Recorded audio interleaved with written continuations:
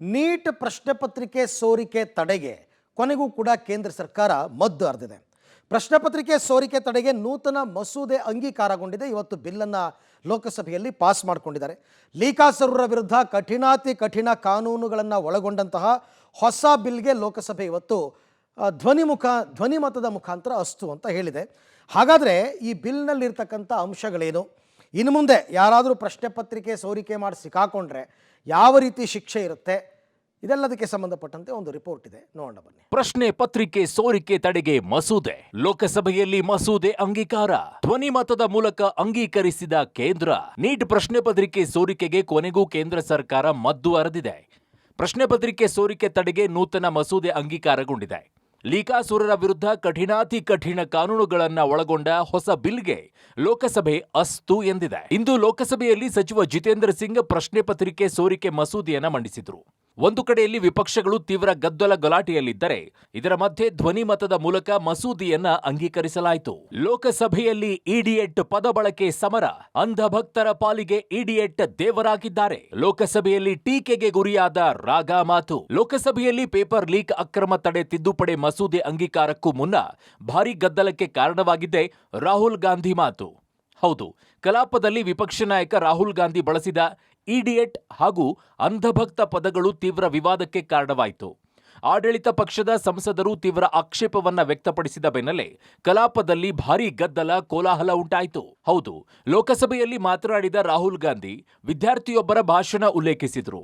ದೆಹಲಿಯಲ್ಲಿ ನಡೆದ ನೀಟ್ ವಿರುದ್ಧದ ಹೋರಾಟದಲ್ಲಿ 3 ವರ್ಗಗಳಿದ್ವು. ಈ ಪೈಕಿ ವಿದ್ಯಾರ್ಥಿಗಳು, ಮೂರ್ಖರು ಮತ್ತು ಅಂಧಭಕ್ತರು ಎಂಬ 3 ವರ್ಗದ ಜನರಿದ್ರು ಅಂತ ಕಿಡಿಕಾರಿದ್ರು.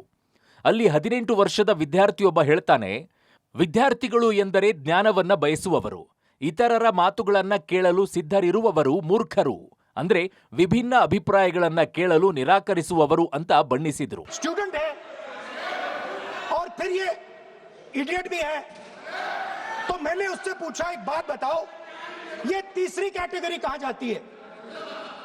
ये तीसरी कैटेगरी कहां जाती है? उसने कहा कौन सी तीसरी कैटेगरी? मैंने कहा अंधभक्त। इसको कहां डाला जाए? She says to me, अंधभक्त is a person who is absolutely convinced that another idiot is God. So these are the 3 categories: student, idiot and andhbhakt who follows the idiot. Rahul Gandhi ಹೇಳಿಕೆಗೆ ತೀವ್ರ ವಿರೋಧ. ಆಡಳಿತ ಪಕ್ಷದ ಸದಸ್ಯರಿಂದ ತೀವ್ರ ಗದ್ದಲ. ರಾಹುಲ್ ಗಾಂಧಿ ಕ್ಷಮಾಪಣೆಗೆ ಎನ್ಡಿಎ ಪಟ್ಟು. ರಾಹುಲ್ ಗಾಂಧಿ ಇಡಿಯಟ್ ಮಾತಿಗೆ ಆಡಳಿತ ಪಕ್ಷದ ಸದಸ್ಯರು ಕೆರಳಿ ಕೆಂಡವಾದರು. ಸಂಸದೀಯ ವ್ಯವಹಾರಗಳ ಸಚಿವ ಕಿರಣ್ ರಿಜಿಜು ಹಾಗೂ ಆಡಳಿತ ಪಕ್ಷದ ಸದಸ್ಯರು ರಾಹುಲ್ ಗಾಂಧಿ ಬಳಸಿದ ಇಡಿಯಟ್ ಮತ್ತು ಅಂಧಭಕ್ತ ಪದಗಳಿಗೆ ಆಕ್ಷೇಪವನ್ನ ವ್ಯಕ್ತಪಡಿಸಿದರು. ಅಸಂಸದೀಯ ಪದಗಳನ್ನ ತೆಗೆದುಹಾಕಬೇಕು ಅಂತ ಒತ್ತಾಯಿಸಿದರು. ಇನ್ನೊಂದೆಡೆ ಇದಕ್ಕೆ ಪ್ರತಿಕ್ರಿಯಿಸಿದ ರಾಹುಲ್ ಗಾಂಧಿ ತಾನು ಯಾರ ಹೆಸರನ್ನೂ ಉಲ್ಲೇಖಿಸಿಲ್ಲ, ಕೇವಲ ವಿದ್ಯಾರ್ಥಿಯ ವ್ಯಾಖ್ಯಾನವನ್ನಷ್ಟೇ ವಿವರಿಸುತ್ತಿದ್ದೇನೆ. ಈ ಪದಗಳು ಸರ್ಕಾರವನ್ನ ಉದ್ದೇಶಿಸಿ ಹೇಳಿದ್ದಲ್ಲ. ಸಂಸದರನ್ನ ಉದ್ದೇಶಿಸಿ ಹೇಳಿದ್ರೆ ಮಾತ್ರ ಅದು ಅಸಂಸದೀಯವಾಗುತ್ತೆ. ಅಗತ್ಯವಿದ್ರೆ ಅವುಗಳನ್ನ ಸದನದ ದಾಖಲೆಯಿಂದ ತೆಗೆದುಹಾಕುವಂತೆ ಸ್ಪೀಕರ್ಗೆ ಮನವಿ ಮಾಡಿದರು. पार्लियामेंट्री जो सिस्टम है उसको लेकर के एक नियम हमने पढ़ के सुनाया. ये किताब का भी जिक्र किया कि अन पार्लियामेंट्री एक्सप्रेशन, ये मैंने जिक्र किया.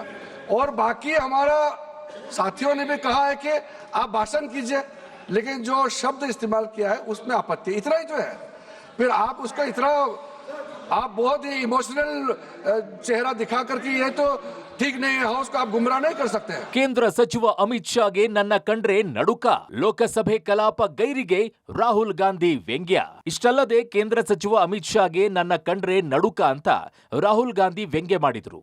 ಲೋಕಸಭೆ ಕಲಾಪಕ್ಕೆ ಬರದೆ ಅಮಿತ್ ಶಾ ಕಾರಿನಲ್ಲೇ ಅವಿತು ಕುಳಿತಿದ್ದಾರೆ ಅಂದ್ರು. ವಿದ್ಯಾರ್ಥಿಗಳ ಮೇಲೆ ಪೆಲೆಟ್ ಗನ್ ಬಳಕೆಗೆ ಆದೇಶಿಸಿದ್ದೇ ಅಮಿತ್ ಶಾ ಅಂತ ಲೋಕಸಭೆಯಲ್ಲಿ ಗಂಭೀರ ಆರೋಪ ಮಾಡಿದ್ರು. ಇದಕ್ಕೆ ಕೆರಳಿದ ಕೇಂದ್ರ ಸಂಸದೀಯ ವ್ಯವಹಾರ ಸಚಿವ ಕಿರಣ್ ರಿಜಿಜು ರಾಹುಲ್ ಹೇಳಿಕೆಗೆ ಬಿಜೆಪಿ ಆಕ್ಷೇಪಿಸಿದ್ರು. ನಿಮ್ಮ ಆರೋಪಕ್ಕೆ ಸಾಕ್ಷ್ಯ ಕೊಡಿ, ಇಲ್ಲವೇ ಕ್ಷಮೆಯಾಚಿಸಿ ಅಂತ ಒತ್ತಾಯಿಸಿದ್ರು. That the so-called home minister of this country does not have the courage to come and sit here. He does not have the courage to come and sit here. Sir, please. के प्रश्न I saw the Home माननीय Minister. मंत्री जी बैठे हैं, जिनका विधेयक है वो बैठे हैं। I saw the Home Minister, sir. Carcade. Sir, I saw the carcade. 30 cars. With the Home Minister sitting inside the car. Like that. Looking. Shaking.